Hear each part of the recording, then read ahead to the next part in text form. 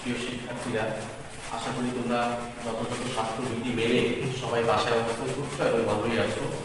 গুরুদের সাথে কলেজ কর্তৃক আয়োজিত অনলাইনের মাধ্যমে পাঠদান কার্যক্রমের অংশ হিসাবে আমি আজ তোমাদের সাথে একটি সেশন করবো। এই সেশনটির টপিক ছিল মুদ্রাস্ফীতি। মুদ্রাস্ফীতিটা আসলে এটা অনেকেই নাম শুনেছে, যে যে বিষয়ে অধ্যয়ন মুদ্রাস্ফীতিটা আমাদের খুব পরিচিত একটা নাম।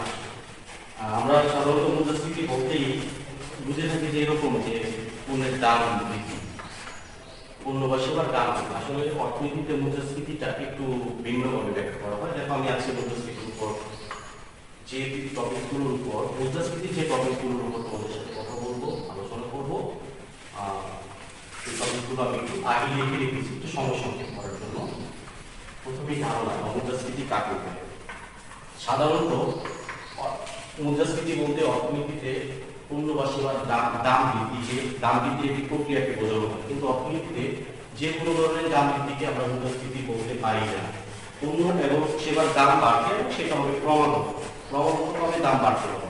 এখন কতদিন পর্যন্ত বাড়তে হবে? সাধারণত আমরা মুদ্রাস্ফীতির পরিমাপ পদ্ধতি দিয়ে যখন আমরা দেখি, সাধারণত এক বছরকে আমরা সেটা ধরে নিই। আরো কম হতে পারে, পয়েন্ট টু পয়েন্ট ইনফ্লেশনের ক্ষেত্রে আমরা 3 মাস সময়কে আমরা স্ট্যান্ডার্ড ধরে নিই মুদ্রাস্ফীতি। তাহলে কি পণ্য এবং সেবা ক্রমাগত দাম বৃদ্ধির প্রক্রিয়াকে মুদ্রাস্ফীতি বলে। এর মধ্যে দুজন বিখ্যাত ব্যক্তি দুটো সংজ্ঞা তোমাদের শিখতেই হবে। একটা হলো অর্থনীতিবিদ ক্রাউথারের সংজ্ঞাটা। উনার মধ্যে মুদ্রাস্ফীতি হলো এমন একটি পরিস্থিতি যখন অর্থের মূল্য ক্রমান্বয়ে কমে এবং পণ্য এবং সেবার দাম ক্রমান্বয়ে বাড়ে। ওনার সংজ্ঞাটা বক্তব্য আমরা জানি বিএর বিপদ 1/p বা ভ্যালু অফ মানি, অর্থের মূল্য 1/p। এখানে যদি পণ্য বা সেবার দাম ক্রমান্বয়ে বাড়ে, অবশ্যই বিএর মান কমতে থাকে। কথাটা কি উল্লেখ করেছে যে এখানে এমন একটি পরিস্থিতি মুদ্রাস্ফীতি যেখানে অর্থের মূল্য ক্রমান্বয়ে কমে কিন্তু বা দ্রব্যের মূল্য ক্রমান্বয়ে বাড়ে। তারপর আরেকটা সংজ্ঞা আমাদের করতে হবে, এটা হলো পূর্বক। অধ্যাপক পূর্বক মুদ্রাস্ফীতি বলতে এমনই একটি পরিস্থিতিকে বোঝায় যখন অধিক পরিমাণ অর্থ কম পরিমাণ জিনিসের পেছনে ধাবিত হয়। আবারও বলছি, মুদ্রাস্ফীতি বলতে এমন একটি পরিস্থিতিকে বোঝায় যখন অধিক পরিমাণ অর্থ কম পরিমাণ পণ্য এবং সেবার পেছনে ধাবিত হয়। ঠিক আছে, এই ছিল আমাদের মুদ্রাস্ফীতির প্রাথমিক কথা, যে জিনিসের দাম বাড়বে সেটাকে মুদ্রাস্ফীতি আমি বুঝছি না। একটা জিনিসের দাম আজকে বাড়ছে, ক্রমান্বয়ে বাড়ছে, পরের সপ্তাহে কমে গেছে, এই ধরনের কোন কনসেপ্টে আমরা মুদ্রাস্ফীতি বলি না। একটা নির্দিষ্ট সময় পর্যন্ত বাড়তে হবে। ওকে, আমরা পরবর্তীতে মুদ্রাস্ফীতির প্রকার দেখে কথা বলবো।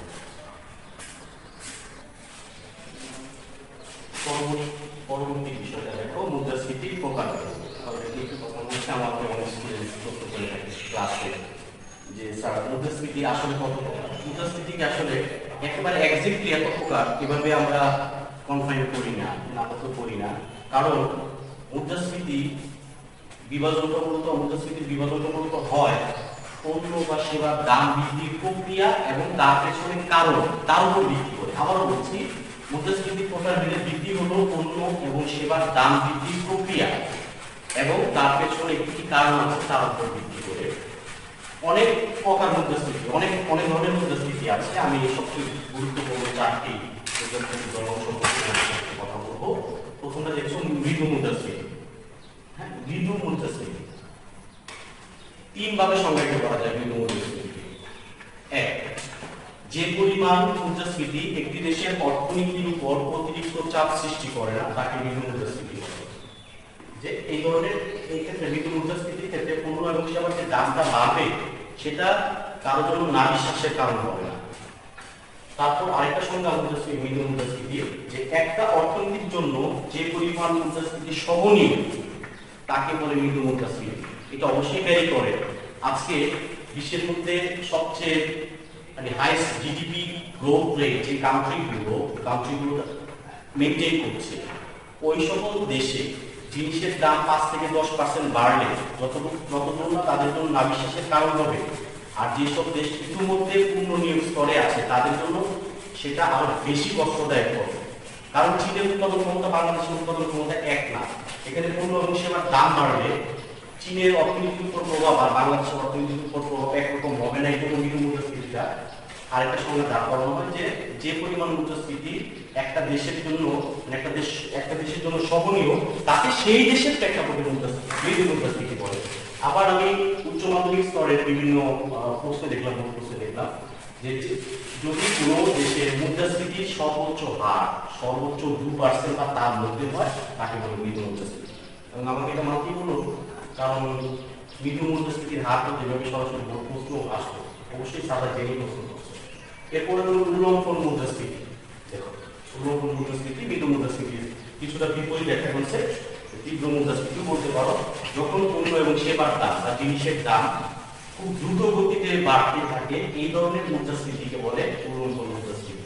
মৃদু মুদ্রাস্ফীতি ঠিক বিপরীত কনসেপ্ট, যে এখানে পণ্য এবং সেবার দাম তীব্র গতিতে বাড়তে থাকে। আমাদের মোস্ট ইম্পর্টেন্ট দুটা ধরন মুদ্রাস্ফীতি, এটা হলো চাহিদা বৃদ্ধিজনিত মুদ্রাস্ফীতি এবং ব্যয় বৃদ্ধিজনিত মুদ্রাস্ফীতি। এটা নিয়ে ডিটেইলস কথা বলবো। চাহিদা বৃদ্ধিজনিত মুদ্রাস্ফীতি, তোমাদের কি মনে হয় শিক্ষার্থী বন্ধুরা, যে পণ্য বা সেবার চাহিদা ক্রমাগত বৃদ্ধি পেলে কি অর্থনীতিতে জিনিসের দাম বাড়বে? না, চাহিদা ক্রমাগত বাড়লে অর্থনীতিতে মুদ্রাস্ফীতি ঘটবে এরকম কিছু না। প্রতি বছর কোনো বিশেষ পণ্য বা সেবার চাহিদা 10% করে বাড়ছে, কিন্তু উৎপাদন ওই পণ্যের 15% 20% করে বাড়ছে। মানে আমি বলতে চাচ্ছি চাহিদা যেখানে বাড়ছে সেই সংক্রান্ত পণ্য বা সেবার উৎপাদন ক্ষমতা তার চেয়ে বেশি হারে বাড়ছে, উৎপাদন বাড়ছে, সেই ক্ষেত্রে কিন্তু পণ্যের দাম বাড়বে না, অর্থনৈতিক মুদ্রাস্ফীতি নাও হতে পারে। চাহিদা বৃদ্ধিজনিত মুদ্রাস্ফীতি, হ্যাঁ, চাহিদা শক্তি হলো সাধারণ ক্রেতাগণ। এখানে একটি বিশেষ অবস্থাকে আমরা স্বতঃসিদ্ধ হিসেবে ধরে নিই যে অর্থনীতিতে যোগান যা আছে তাই। কেমন এগ্রিগেট সাপ্লাই কার্ভ, আর এগুলো হলো তিনটা এগ্রিগেট ডিমান্ড কার্ভ বা সামগ্রিক চাহিদা রেখা। মুদ্রাস্ফীতি সামষ্টিক অর্থনীতির একটা টপিক। এখানে শুধু অনেকে ভুল করে তোমার খাতায় সাপ্লাই কার্ভ ডিমান্ড কার্ভ অঙ্কন করে, এটা কিন্তু ভুল। সামষ্টিক অর্থনীতির অংশ হিসেবে তোমাকে aggregate supply aggregate demand curve অঙ্কন করে চাহিদা বৃদ্ধিজনিত মুদ্রাস্ফীতি সম্পর্কে ব্যাখ্যা দিতে হবে। দেখো এই এগ্রিগেট সাপ্লাই কার্ভটা যখন লম্ব অক্ষের সমান্তরাল হয়ে যায় তখন এটাকে আমরা বলছি পূর্ণ নিয়োগ স্তর জনিত সামগ্রিক যোগান রেখা। এখানে অর্থনীতি পূর্ণ নিয়োগ স্তরে আছে, তার শক্তি এবং সম্পদের সর্বোচ্চ ব্যবহার সে করে ফেলেছে। এখন চাহিদা বাড়ুক বা কমুক, উৎপাদন ও উন্নয়নের পথ আর আপাতত বাড়ছে না। এক্ষেত্রে ধরো আমার ইকোনমিক্সে উৎপাদনের পরিমাণ ও ইউনিটের স্কিল এবং কোন একটা বিশেষ পণ্য বা সেবার সামগ্রিক চাহিদার পরিমাণ এডি, তাহলে সামগ্রিক চাহিদা এবং যোগান রেখা পরস্পর ই বিন্দুতে সেট করছে। এখানে নির্ধারিত দাম তার সঙ্গে দামটা পি। এখন উৎপাদন যা আছে তাই, কিন্তু চাহিদা বেড়ে 80 থেকে 81 এ চলে গেল। সামগ্রিক চাহিদা বেড়ে 80 থেকে 81 হলো, কিন্তু উৎপাদন বাড়েনি, সেক্ষেত্রে কিন্তু জিনিসের দাম বেড়ে যাবে। পি থেকে পি1 হবে। আরো যদি সামগ্রিক চাহিদার পরিমাণ আরো বাড়ে, সামগ্রিক চাহিদা রেখা উপরের দিকে স্থানান্তরিত হবে এবং পণ্যের দাম আরো বাড়বে। এটাকে বলছি আমি চাহিদা বৃদ্ধিজনিত মুদ্রাস্ফীতি বা ডিমান্ড পুশ ইনফ্লেশন।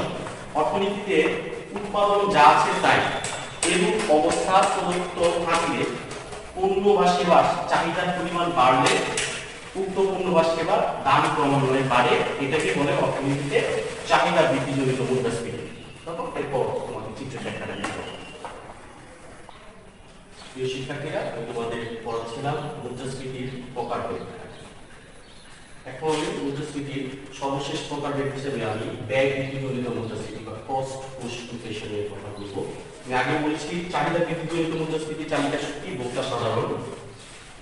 এখানে পণ্য এবং সেবার উৎপাদন একটা নির্দিষ্ট স্তরের পর আর বাড়ে না, এরপর থেকে যদি চাহিদা বাড়ে অর্থনীতির ক্রমান্বয়ে দাম বাড়ে এবং চাহিদা বৃদ্ধিজনিত মুদ্রাস্ফীতি সৃষ্টি হয়। আর ব্যয় বৃদ্ধিজনিত মুদ্রাস্ফীতি, হ্যাঁ, এটা হলো উৎপাদক শ্রেণীর ক্ষেত্রে প্রযোজ্য।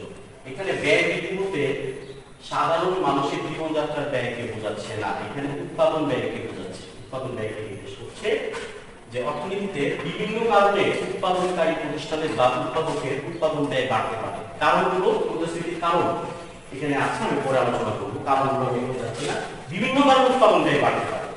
যদি কোনো কারণে উৎপাদনকারী উৎপাদন ব্যয় বাড়ে তখন সে দুটো কাজ করবে।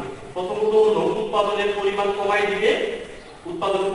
দিয়ে দাম বাড়ায় দিবে। এতে করে অর্থনীতিতে চাহিদা স্থির থাকা অবস্থায়, সামগ্রিক চাহিদা স্থির থাকা অবস্থায় সামগ্রিক যোগান রেখা পেছনের দিকে সরে যায়। পেছনের দিকে সরে গেলে একদিকে উৎপাদন হ্রাস পায়, আরেকদিকে পণ্যের দাম বেড়ে যায়। এটাকে বলছি আমরা ব্যয় বৃদ্ধিজনিত মুদ্রাস্ফীতি। এই কাজটা উনি কখনোই করতেন না যদি না ওনার উৎপাদনের খরচ না বাড়তো। খেয়াল করি আমাদের প্রাথমিক সামগ্রিক চাহিদা রেখা এটি এবং প্রাথমিক যোগান রেখা এস, এরা পরস্পরকে ই বিন্দুতে সেট করেছে। ই বিন্দুতে নির্ধারিত আমাদের প্রাথমিক দাম পি এবং উৎপাদন স্তর কিউ। এখন উৎপাদনকারী উৎপাদন ব্যয় বেড়ে গেল, এখন সে সিদ্ধান্ত নিয়েছে এই বর্ধিত ব্যয় সে উৎপাদন কিছুটা কমাই দিবে এবং দাম বাড়ায় দিবে।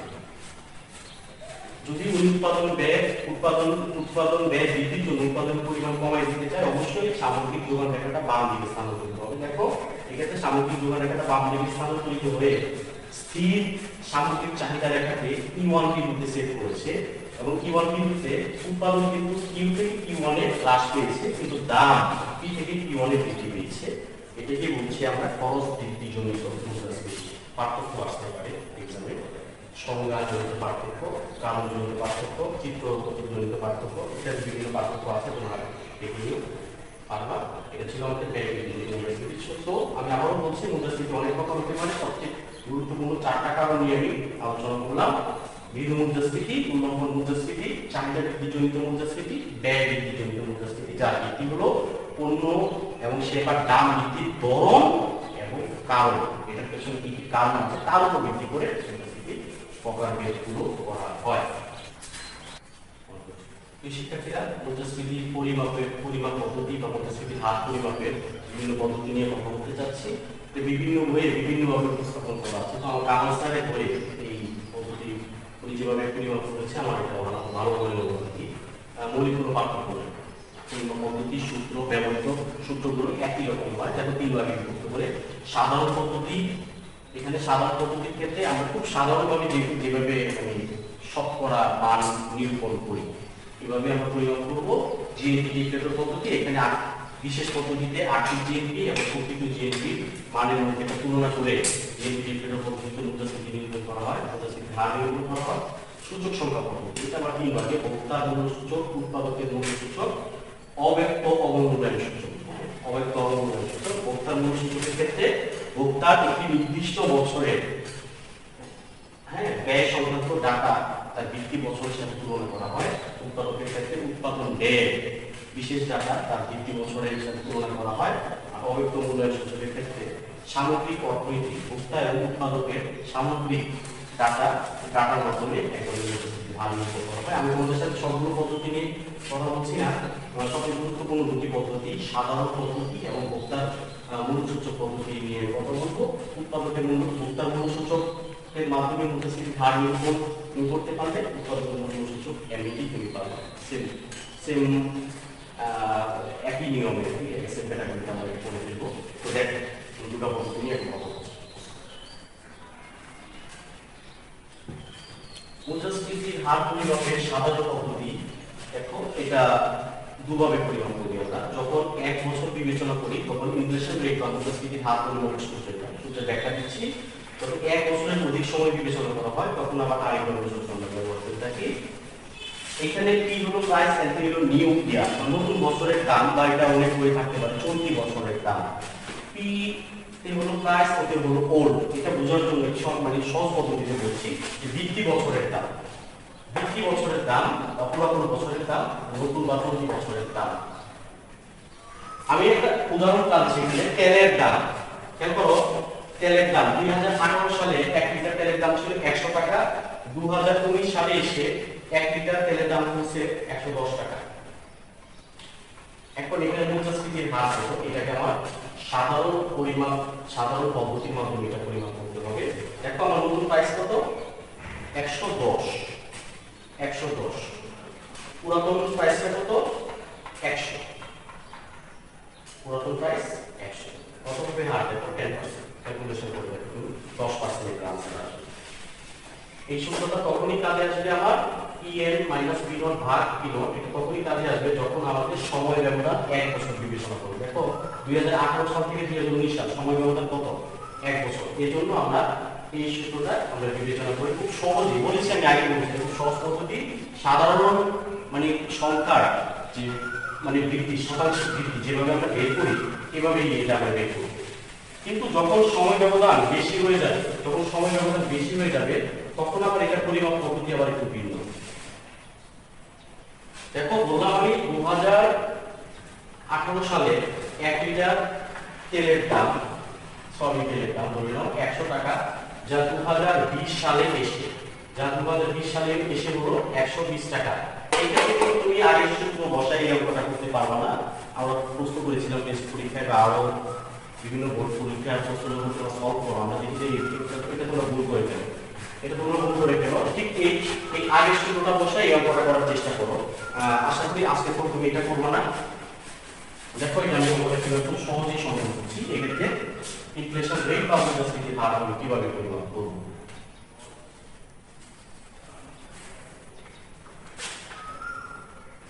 নতুন দাম 120, পুরাতন দাম 100 টাকা, আর সময় দেখো কত 2 বছর। এই সময় ব্যবধান কিন্তু নতুন বছর আমার 2020, 2018, এটাকে বাদ দিয়ে পুরাতন বছরের 100 দিয়ে গুণন 100, 20 ভাগ 2, 20 ভাগ 2 100 into 100,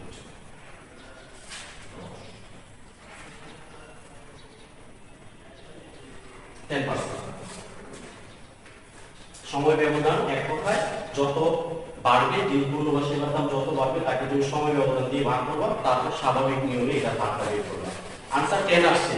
খেয়াল করে দেখো এখানে জিনিসের দাম 100 টাকা থেকে 120 টাকা হলো, সেক্ষেত্রে কিন্তু আমার তোমার আগের সূত্র অনুযায়ী এই মানটা আসতো হয়তো 20% আসতো, কিন্তু এখানে সময় ব্যবধান কিন্তু 2 বছর হওয়াতে দেখো জিনিসের দাম 20 টাকা বাড়ার পরেও কিন্তু 10% আমার ফলাফল আসছে। আমি খুব সরলভাবে এটা উপস্থাপন করলাম, পরীক্ষায় যেভাবে আসবে ঠিক তা না।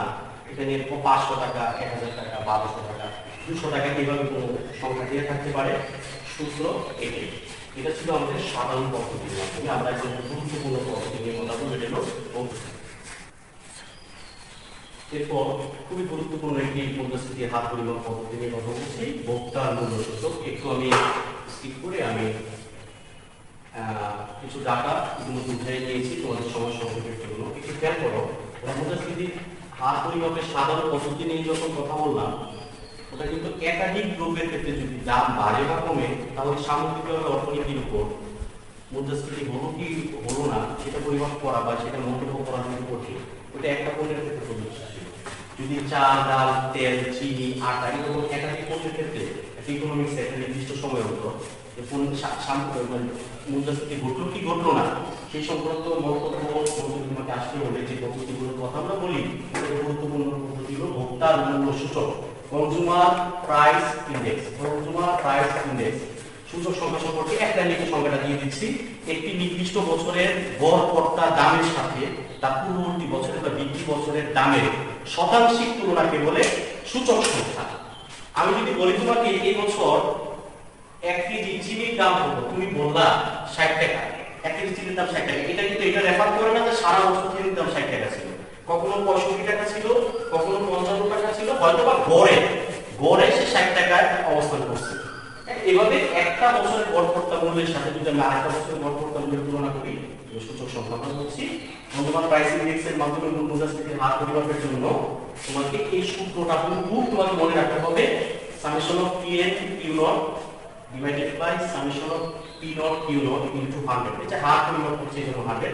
P হলো প্রাইস, এটা হলো নিউ। মনে রাখার সুবিধার্থে বলছি যে নতুন বা চলতি বছরের পণ্যের দাম, ওটি হলো ওল্ড, কিন্তু হলো কোয়ান্টিটি বা পরিমাণ, ক্রয়ের পরিমাণ, পুরাতন ক্রয়ের পরিমাণ।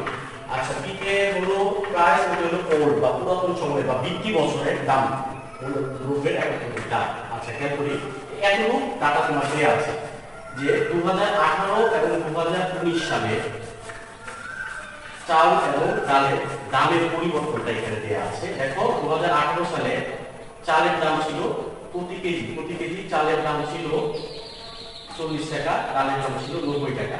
এখন আমি এটা কি করবো, এখানে কিন্তু P নট Q কিছু দেওয়া নাই, যেহেতু 2019 সাল আমার নতুন বছর বা চলতি প্রতি বছর। তো এই দামটাকে আমি PN দিয়ে প্রকাশ করব। আর এইটার তুলনায় 2018 হলো বৃদ্ধি বছর, এটাকে আমি PO দিয়ে প্রকাশ করব। ওকে, আর পরিমাণ তো সবসময় স্থির, Q0। আমি এখানে Q0 দিয়ে দিলাম। ওকে, Q0 দিয়ে আমি একটা অঙ্ক করে দেখো যে 2018 সালে এক কেজি চাউলের দাম ছিল 40 টাকা, যা 2019 সালে এসে 48 টাকা হয়েছে। ডালের দাম ছিল প্রতি কেজি ডালের দাম 90 টাকা, এবং যা 2019 সালে এসে 99 টাকা হয়েছে। এই পদ্ধতিতে তোমাকে মুদ্রাস্ফীতির ভোক্তা মূল্য সূচক সূত্রটি ব্যবহার করে মুদ্রাস্ফীতির হার পরিমাপের ক্ষেত্রে পরিমাপ করতে হলে তোমাকে এই দুটো অংশ তোমাকে এই দুটা বলয়ে তোমাকে ক্যালকুলেশন করতে হবে। প্রথম পার্ট হবে PN Q0। তার মানে PN এর মানের সাথে এই Q0 এর মানটা আমি গুণ করব, গুণ করে এটা যোগ করে দেব, মানে সামেশন করে দেব। তারপর সূত্র আরেকটা পার্ট হলো P0 Q0, আরেকটা পার্ট হলো P0 Q0। গুণ করি দেখি PN, এই আমরা থেকে PN ইনটু Q0 4899। তারপর হলো P0 Q0, এই যে এখানে P0, এখানে হলো যে Q0, তার মানে এটা গুলো নিতে এটা গুলো নিতে 40। এখন এই দুটো তোমাকে সামেশন যেহেতু চিহ্নটা আছে, আমাদের দুটো মান যোগ করতে হবে। যোগ করে এখানে মান বসাই দিলে যা রেজাল্ট আসবে ঠিক তাই আমাদের হবে। 7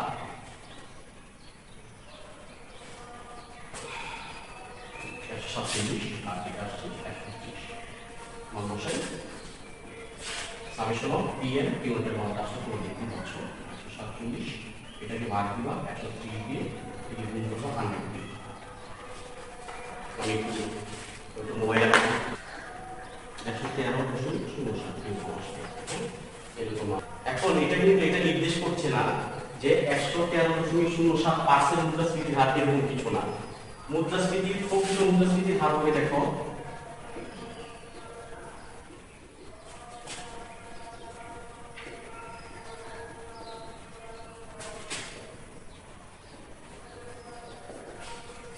এটা রেফার করছে যে গত বছর আমি যে জিনিস 100 টাকায় কিনতাম, এটা এই বছর আমি 113.07 টাকায় কিনেছি। মুদ্রাস্ফীতির হার কিন্তু 113.07 না, এটা তোমাকে 2018 তোমাকে বড় করে লিখতে হবে, আমার জায়গা নাই, আমি ছোট করে লিখি। 2018 সালের সাপেক্ষে 2019 সালের মুদ্রাস্ফীতির হার সমান 113.07 বিয়োগ 100 সমান 13.07 হলো আমাদের আনসার। এভাবে কনজিউমার প্রাইস ইন্ডেক্সের মাধ্যমে আমরা মুদ্রাস্ফীতির হার পরিমাপ করতে পারবো। ভোক্তার মূল্য, এটা ভোক্তার মূল্য সূচকের মাধ্যমে, উৎপাদকের মূল্য সূচকের মাধ্যমে। হ্যাঁ, উৎপাদকের মূল্য সূচকের মাধ্যমে তোমরা দেখাতে পারলে আমার ভালো করার সময় নেই, সে কাছাকাছি সূত্র এবং এই পদ্ধতিতে ক্যালকুলেশন করে ভোক্তার মূল্য সূচকের মাধ্যমে তোমরা অথবা উৎপাদকের মূল্য সূচকের মাধ্যমে তুমি মুদ্রাস্ফীতির হার নির্ধারণ করতে পারো। প্রিয় শিক্ষার্থীরা, মুদ্রাস্ফীতির কারণ নিয়ে আমরা কথা বলবো। মুদ্রাস্ফীতির কারণ বা কি কি কারণে অর্থনীতিতে পণ্য এবং সেবার দাম বাড়ে, ক্রমান্বয়ে বাড়ে। অনেক কারণ আছে, আমি 10টা কারণ লিখেছি। হয়তো আমি যখন তোমাদের খাতা মূল্যায়ন করবো, আমার এই শিক্ষার্থী 15টা 20টা কারণ সে লিখে দেবো। আমার কাছে এগুলো গুরুত্বপূর্ণ মনে হয়েছে বা একটু দ্রুত করতে চাচ্ছি, আমি 3-4 মিনিটের মধ্যে কাজটা শেষ করবো। অর্থের যোগান বৃদ্ধি বা ব্যাংক হার হ্রাস। খুব খেয়াল করো, একটা দেশের অর্থনীতিতে অর্থের যোগান বৃদ্ধির ক্ষমতা কেবলমাত্র কেন্দ্রীয় ব্যাংক এবং স্বল্প পরিসরে অর্থ মন্ত্রণালয়ের হাতে ন্যস্ত থাকে। তারা যে হারে তার বাণিজ্যিক ব্যাংকগুলোকে ঋণ দেয় তাকে বলে ব্যাংক হার। যখন কেন্দ্রীয় ব্যাংক হার কমায় দেয়, তখন বাণিজ্যিক ব্যাংক টাকার জন্য কেন্দ্রীয় ব্যাংকের কাছে বেশি পরিমাণ দাবিত হয়, এবং প্রত্যেকটা বেসরকারি ব্যাংকের, সরকারি বেসরকারি ব্যাংকের ঋণ দান সক্ষমতা অনেক বাড়ে। ঋণ দান এখন সব ব্যাংকের হাতেই যখন টাকা থাকে, সমাজে যখন অর্থ যখন বেড়ে যায়, সব ব্যাংকের হাতে টাকা থাকে, তখন তারা অল্প সুদের হারে মানুষকে সহজ শর্তে ঋণ দেয়। ঋণ দেওয়ার ফলে বিনিয়োগ বাড়ে, নিশ্চয়ই শিল্পায়ন হয়। আমি আবারও রিপিট করছি, অর্থের যোগান বাড়লে বা কেন্দ্রীয় ব্যাংক কর্তৃক ব্যাংক হার হ্রাস করলে বাণিজ্যিক ব্যাংক প্রচুর পরিমাণ ঋণের জন্য অর্থ কেন্দ্রীয় ব্যাংকের কাছ থেকে এনে বিভিন্ন ধরনের সরকারি বেসরকারি বাণিজ্যিক ব্যাংক তখন তারা প্রচুর পরিমাণ ঋণ দেয় ঋণদাতাদের। এভাবে সমাজে বিনিয়োগের পরিমাণ বাড়ে, প্রচুর শিল্পায়ন হয়, প্রচুর লোক চাকরি পায়, মানে কর্মসংস্থান সৃষ্টি হয় আর কি। এতে করে মানুষের মাথা পিছু আয় এবং আর্থিক সক্ষমতা বাড়ে এবং সামগ্রিকভাবে অর্থনীতির মুদ্রাস্ফীতি সৃষ্টি হয়। বিনিয়োগের সুদের হার হ্রাস,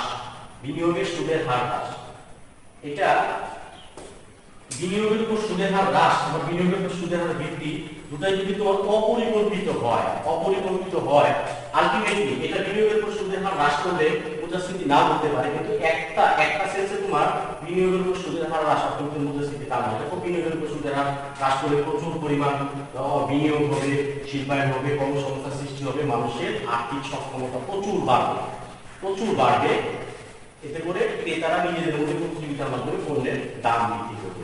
আবার সহজ শর্তে দিয়ে এটা বিশেষ করে ভোগ্য পণ্যের উপর নেই, ভোগ্য পণ্যের উপর বা সাধারণ গ্রাহক পর্যায়ে ব্যাংক যখন ঋণ দান পদ্ধতিটা খুব সহজ করে দেয়, তখন বিভিন্ন চাকরিজীবী সহ সাধারণ মানুষ ব্যাংকে যাবে ঋণের জন্য, টাকা ঋণ নিবে, ঋণ নিয়ে ঋণের টাকা হয়তো উৎপাদনশীল খাতে ব্যবহার করতে পারে, সাধারণ উদ্দেশ্য তখন তারা ব্যবহার করতে পারে, যাই হোক তাদের ক্রয় ক্ষমতা বাড়বে এবং অর্থনীতিতে যদি ওই একই সময়ে উৎপাদন না বাড়ে তাহলে মুদ্রাস্ফীতি ঘটবে। সকল ক্ষেত্রে কিন্তু একই কথা প্রযোজ্য যে চাহিদা বাড়লো, ক্রয় ক্ষমতা বাড়লো, কিন্তু তার সাথে সামঞ্জস্য রেখে অর্থনীতিতে উৎপাদন বাড়ে, সেক্ষেত্রে কিন্তু মুদ্রাস্ফীতি হবে। চোরাচালান ও মজুতদার, তুমি যদি জিনিস বিদেশে রপ্তানি করে দাও বা চোরাই পথে যদি অন্য পথে পাচার করে অন্য দেশে পাচার করে দাও এবং সেটা যদি একটা দেশের চাহিদা না মিটিয়েই করে ফেলো, তাহলে যদি দেশে ওই পণ্যের কৃত্রিম সংকট সৃষ্টি হবে এবং মুদ্রাস্ফীতি সৃষ্টি হবে। অবৈধ মজুতদারির মাধ্যমে পণ্য সেবার একটা কৃত্রিম সংকট সৃষ্টি হয়। উন্নত উন্নয়নশীল দেশগুলোতে এই কাজটা বেশি হয়। প্রত্যক্ষ কর হ্রাস, প্রত্যক্ষ কর যেমন আয়কর, যে করটা যার উপর আরোপ করে সরকার তাকেই গ্রহণ করতে হবে, এটা অন্য কারণ চাপানো যায় না, এই ধরনের করটা আমরা প্রত্যক্ষ কর বলি। যেমন আয়কর, তুমি যদি ব্যক্তির উপর বা বিভিন্ন প্রতিষ্ঠানের উপর আয়কর, ব্যবসায়িক প্রতিষ্ঠানের উপর বা ব্যক্তির উপর আয়কর কমাই দাও, তখন তাদের আর্থিক সক্ষমতা বাড়বে, ক্রয় ক্ষমতা বাড়বে, অর্থনীতিতে মুদ্রাস্ফীতি হবে। আর পরোক্ষ কর বৃদ্ধি, আয়কর হ্রাস করলে মুদ্রাস্ফীতি হবে, পক্ষান্তরে পরোক্ষ কর বৃদ্ধি করলে পণ্য ও সেবার দাম বাড়বে, এটা অর্থনৈতিক মুদ্রাস্ফীতির কারণ হবে। জনসংখ্যা বাড়লো, আবার জনসংখ্যা বৃদ্ধি মুদ্রাস্ফীতি আরেকটা কারণ হতে পারে, জনসংখ্যা বাড়লে ওই অনুপাতে উৎপাদন বাড়লো না, অর্থনীতির মুদ্রাস্ফীতি হবে। প্রাকৃতিক কারণে যদি উৎপাদন ব্যাহত হয় এবং ওই দেশটা যদি প্রচন্ডভাবে কৃষি নির্ভর দেশ হয়, সেক্ষেত্রে অর্থনীতির মুদ্রাস্ফীতি আসবে। শ্রমিক সংঘের প্রভাব বা ট্রেড ইউনিয়ন, আপনারা জানো শ্রমিকরা তাদের বিভিন্ন দাবি দেওয়ার জন্য আন্দোলন মালিক পক্ষের সাথে সদস্যের মাধ্যমে একজন সংঘ গড়ে তোলে, তাদের শ্রমিক সংঘ বলে। শ্রমিক সংঘ যে সকল দাবির জন্য তারা আন্দোলন করে, এর মধ্যে একটা গুরুত্বপূর্ণ কারণ হলো বেতন ভাতা এবং আর্থিক সুবিধা বৃদ্ধির জন্য তারা যদি সক্ষম হয় তখন তাদের বেতন বাড়ে। এই বর্ধিত বেতন উৎপাদন খরচ বৃদ্ধি করে, অতিরিক্ত উৎপাদন খরচ পোষায় নেওয়ার জন্য উৎপাদনকারী প্রতিষ্ঠান অবশ্যই তার পণ্যের দাম বাড়াবে। আন্তর্জাতিক কারণে একটা দেশের মুদ্রাস্ফীতি হয়, যেমন আজকে তেলের দাম বেড়ে গেল, ওপেক লিটার প্রতি তেলের দাম, organization of petroleum exporting countries OPEC, আর যদি তেলের দাম বাড়ায় দেয়, প্রতি লিটার তেলের দাম বাড়ায় দেয়, এটা সাফারার একটা দেশের শিল্পপতি থেকে একদম বিশাল পর্যন্ত, এটার উপর কিন্তু তোমার কোনো হাত নেই, তোমার আমার কোনো হাত নাই। Fuel is for all the blood of economics, জ্বালানি তেলটা আমরা বলে থাকি অর্থনীতি রক্ত বা ব্লাড। আন্তর্জাতিক কারণেও পণ্যের উৎপাদিত পণ্য সেবার দাম বাড়তে পারে, কারণ উৎপাদন ব্যয় বেড়ে যাবে। বিনিয়োগের উপর সুদের হার বৃদ্ধি, ইতিমধ্যে যদি কোনো শিল্প প্রতিষ্ঠান ব্যাংক থেকে ঋণ এনে তোমার ব্যবসা করতে থাকে, হঠাৎ করে যদি ওই বিনিয়োগের উপর সুদের হার আগের চেয়ে বেড়ে যায়, তখন কিন্তু তোমার উৎপাদন খরচ বাড়বে। যেমন 1 কোটি টাকা কিন্তু আগে 10% ব্যাংকের সুদ দিতা, এখন যদি তুমি ওই বিনিয়োগের উপর, যদি এটা সুযোগ নাই, এটা ডকুমেন্টেশন করে করা হয়, 15% তোমাকে সুদ বহন করতে হয়, তাহলে এখানে তোমার 5 লক্ষ টাকার উৎপাদন খরচ বেড়ে যাবে। এই উৎপাদন খরচ অবশ্যই বেড়ে গেলে তুমি বর্ধিত উৎপাদন খরচটা পণ্য বা সেবার দাম বৃদ্ধির মাধ্যমে উঠে আনার চেষ্টা করবো যৌক্তিকভাবে, এবং যতই যদি দাম বাড়াবো অর্থনীতিতে মুদ্রাস্ফীতি হবে। কারণ ফলাফলটা খুবই সহজ, তোমরা একটু ভালো করে পড়ে নিও। অর্থনীতির মুদ্রাস্ফীতির ফলাফল সবার জন্য এক না, বিশেষ করে সীমিত আয় মানুষের উপর সবচেয়ে খারাপ প্রভাব পড়ে। আবার দেখো ঋণদাতা এবং ঋণ গ্রহীতার ক্ষেত্রে যে ঋণ দেয় সে বেশি ক্ষতিগ্রস্ত হয়, কিন্তু ঋণ দাতার জন্য এটা হাসির কারণ, ঋণ দাতার জন্য কান্নার কারণ, ঋণ গ্রহীতার জন্য হাসির কারণ, কারণ তার অর্থের প্রকৃত মূল্য কমে যায়। আবার অর্থনীতি একটা দেশের জন্য অর্থনীতিতে মুদ্রাস্ফীতি ভালো না খারাপ সেটা নির্ভর করে মুদ্রাস্ফীতির ধরনের উপর। বিশেষ করে মৃদু মুদ্রাস্ফীতিটাকে আমরা বলে থাকি অর্থনীতির জন্য খুবই ভালো। মৃদু মুদ্রাস্ফীতি এখানে মুনাফা সঞ্চিত বিনিয়োগের পরিমাণ বাড়ায়, অর্থনীতিতে শিল্পায়ন হয়, প্রচুর পরিমাণ কর্মসংস্থান হয়। তো মুদ্রাস্ফীতি একটা দেশের অর্থনীতির জন্য ভালো না খারাপ সেটা আগে বলা যাবে না। মৃদু মুদ্রাস্ফীতি হলে ভালো হতে পারে, খারাপ হতে পারে, আবার শ্রেণী বিশেষ কারোর জন্য ভালো হতে পারে, কারোর জন্য খারাপ হতে পারে। ঋণদাতার জন্য খারাপ, সীমিত আয়ের মানুষের জন্য খারাপ, কৃষক শ্রেণীর মানুষের জন্য খারাপ, আবার বড় বড় ব্যবসায়ীর জন্য ভালো, বড় কৃষকের জন্য ভালো। এগুলো আমার আজকের ক্লাস, কিন্তু তাড়াহুড়ো হয়ে গেলে হয়তো সমস্যাগুলোর জন্য কোনো প্রশ্ন থাকলে আমাকে মেসেঞ্জারের মাধ্যমে ফোনে নক করো। সবাই বাসায় থাকো, ভালো থাকো। করোনা পরিস্থিতি সন্তোষজনক উন্নতির আগ পর্যন্ত বাসায় অবস্থান করবে।